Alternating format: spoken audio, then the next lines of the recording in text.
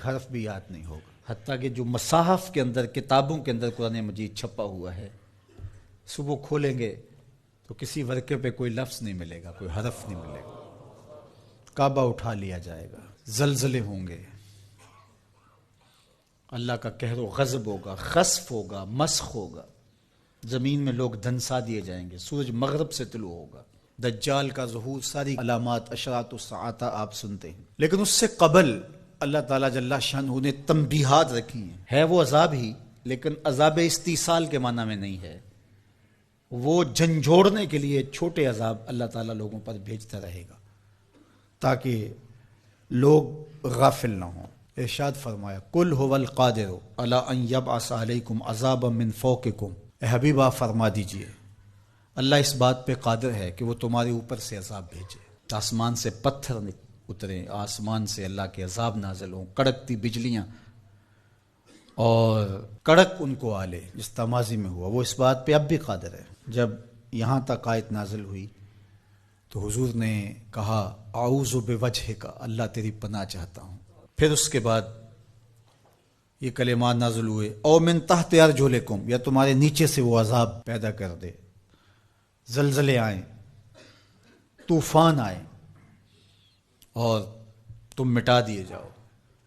حضور نے پھر عرض کی اعوذ بوجہک۔ تیسری بات او یلبسکم شیعا ویذیق بعضکم باس بعض، یا تمہیں گروہوں میں تقسیم کر دے اور تم ایک دوسرے کی سختی کو سہو، برداشت کرو، ایک دوسرے کی تکلیف تمہیں پہنچے۔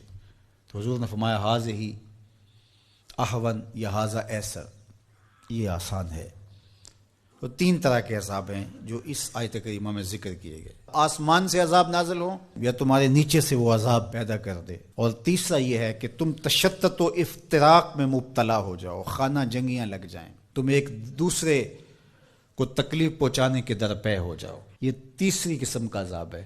اور مسجد اجابہ میں حضور نے جو 3 دعائیں مانگی تھیں، اس میں تیسری دعا مانگنے سے روک دیا گیا، وہ یہی تھی۔ حضور مانگنا چاہتے تھے اللہ یہ امت فرقہ فرقہ نہ ہو، ٹکڑیوں میں نہ بٹے، یہ امت آپس میں ایک دوسرے کو توڑنے نہ لگ جائے، ایک دوسرے کے گریبان کو نہ نوچے۔